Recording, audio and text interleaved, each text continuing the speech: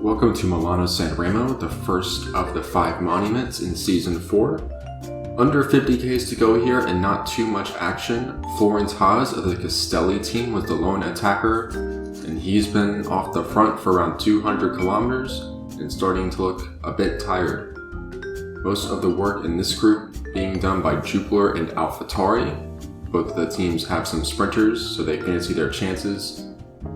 The course gets a little chaotic in the finale with the short Poggio di Sanremo climb, so we'll see if the sprinters can get up and over that. It's not very long or steep, but there will be plenty of attacks and that will be ridden very fast. A reminder that this race is worth 850 points for the winner instead of 500 like the normal classics, because this is one of the 5 monuments, the oldest and most prestigious of the classics. The other monuments being Liège-Bastogne-Liège, the Ronde van Vlaanderen, Paris-Roubaix, and Ile-Lombardia, all coming later in the season. But this is a really big chance for teams to score a huge chunk of points, especially those with sprinters, and AlphaTauri looking to close the gap on the lead of Kyoto in the team standings. And if they can get a result with Heiner Kromer, that would be a big deal. Onto the Capo Berta climb now. Florence Haas has long been caught, so he'll probably get dropped out of the group at some point, because that's what happens when you're a lone leader for over 200 Ks. And Levi Kennedy, he's done a lot of work today for his team. A good ally for someone like Heiner Kromer. And this could be an attack here on the right hand side. It is, that's Glenn Martins with 2 Doimo riders trying to get across the gap here. There's Nigel Morrow. Kiergo lets it go, turns the chase over to Valnor, who are chasing with their little climber Su Mi Kim. And with these little climbs between here and the finish, they're a good launch pad for someone like Glenn Martins to force a move, but I think Jupiler's got the measure of this one for now, so we'll see if others will try later on. As Bosmans hits the front, we're heading towards the Lacci Pressa climb, about 3 Ks away. Valnor have not gotten many results with their sprinters this season. That's Superchak Chirativa and Sofian Germuni, but they're looking to change that today because they've got some riders towards the front of this peloton. It looks like Martins wants to go again, and he is going to. And the same 2 Doimo riders trying to be a part of this attack as well, and one from Kyoto. But that's been brought back as well. It's Erlends Berzens now of Jupiler. So the team considered one of the weakest in the field for the whole season. In good control here, Milan-Sanremo, but we'll see for how long because Martins has tried a 3rd time with Morrow and Caterina Beltran of Kyoto. This climb not so steep, so they shouldn't get too much of a gap. And Jupiler still working hard at the front. Berzens putting in a good turn of pace. Once again, Martins has been foiled. He's gotten some pretty good results so far, top 5s in the last 2 classics. But if your team manager Drew and the Sismic team would have fight for one of those to be a little bit higher, perhaps even a win, because Glenn Martin's really a specialist on the cobbles, and they need him to score big to stay relevant in the title chase.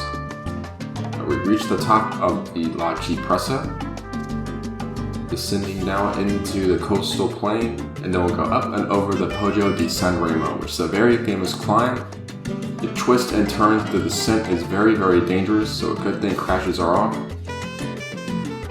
And one of the most outlandish course designs I've ever seen was the stage of the Giro d'Italia several decades ago when the organizers had a time trial that started at the top of the Poggio di Sanremo and went down into the finish, which we'll be going to today, and the riders really didn't like that. They thought it was way too dangerous, and luckily nobody important crashed on that stage. Eloisa Donna hitting the front now.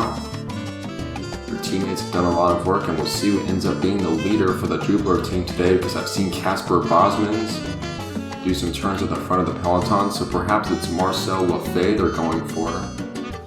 And Bosmans is faster, so that's a curious choice. But but maybe the team thinks that Maffei has a better chance of being in the front at the bottom of the Poggio. It looks like the other teams aren't interested in attacking or increasing the pace, so we'll go on like this until the bottom of the Poggio. Then I expect a big attack to come from some of the punchers. Maybe someone like Jerome Loiken will have a go, or even Ugo Zorzi. But here we are at the bottom of the Poggio di Sanremo. It's still Donna at the front. Lots of Jupiler riders up here. VeloTour have numbers up here. And there's the move as Jerome Loiken, with several riders trying to bridge across. One from AlphaTauri, Adrian Bernard, Jonathan Kaiser, and Nigel Morrow. And that is a very strong group, one that needs to get brought back. And Natalia are going to do that job with Emil Meyer. But Bernard is going to kick again, looking for his big result as an AlphaTauri member. Kaiser got across, so too does Morrow. Loiken, Martins is there, always attacking the Belgian. We're over the top now. But it looks like Meyer has done enough to keep them in check, and Bernard is not pushing on the descent. So things neutralized over the Poggio. This peloton pretty much intact, and that means we're probably getting a sprint finale. Meyer assumes control at the bottom of the descent. Under 3Ks to go now, and we're getting an attack at Superchak Chirativat. I'm not sure why he's attacking before the sprint, but he's gone. He's got a teammate in his wheel. It's Germuni. He might be leading him out. Sofian's going to kick again in the last kilometer. Does he have enough to hold on? And I think he does. The fastest man in the world gets his first big win.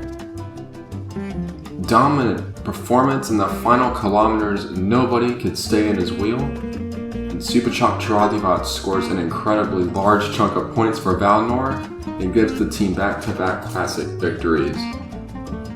So Jay must be ecstatic with that. He also had a rider in third place with Sofian Germuni, and early attacker Jerome Loiken was 8th. Things could not have gone better for the VeloTour team, and they're going to ascend way up in the team rankings. They were in last after the Omloop Newsby, where they scored 0 points, but not anymore. Should be up in the top 3 and pretty close to number 1. Take a look at the standings after the results here. So the individual results of Milano-Sanremo, the victory going to Superchak Chirativat, who's the first monument winner this season and picks up 850 points. Miroslav Kostra of Sismic is second place. He's going to score 680. Sofian Germuni of VeloTour was third. Bernard, the early attacker from AlphaTauri, was fourth. Davide Lagana of Castelli fifth. Mario Mazziota continues to be consistent in sixth place for Hackett. Tony Kirigo 7th for Doimo, Jerome Loiken 8th for VeloTour, Nigel Morrow 9th for Doimo, and Harold Skobgo of Jupiler in 10th place.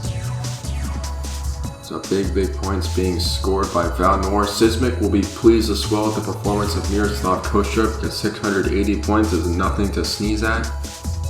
In Kyoto, their highest scoring rider today was Ibai Lida up in 14th place. So he's finally scored some points again.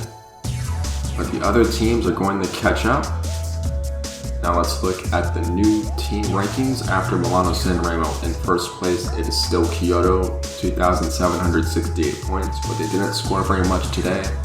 You see the other teams have caught up, mainly VeloTour, who are now up into second place with 2,600 points. So in the span of 2 races, they've gone from last to second after back-to-back classic wins. AlphaTauri remains third with 1,805 points. Sismic is now up to 4th, Hackett down to 5th, Doimo down to 6th. Euskaltel Euskadi, they've been shut out of the points for the second race in a row. They are down to 7th. Natalia up to 8th, Vitora Forstall 9th, Castelli up into 10th, and Jupiler back into last place.